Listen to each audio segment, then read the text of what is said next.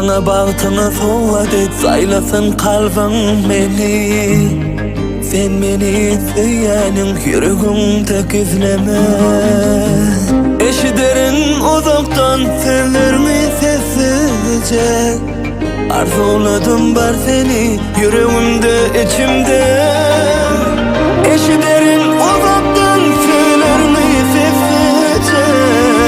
Arzuladım var seni yüreğimde, içimde. Sevgim al yekelime menden, ayırmasın seni benden, almasın yerini benden. Sevgim canan tenden, gel al yerimi benden, ayırmasın seni benden, almasın yerini benden. Sevgim canan tenden.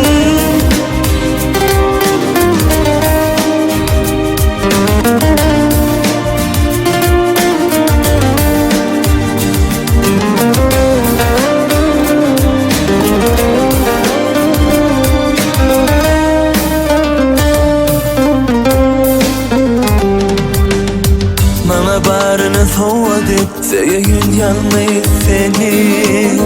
Eslerim bolarsın, yüreğimde gizledim. Başkanım karışman sözlerine sessizce. Onu dayın özümü sen yüreğin içinde. Başkanım karışman sözlerine sessizce.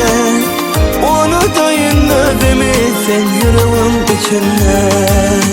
Sevgim al yekelime benden, ayırmasın seni benden, almasın yerini benden.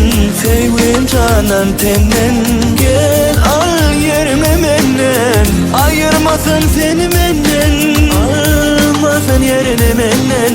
Sevgim canan tenden. Sevgim al yekelime benden, sevgim canan tenden,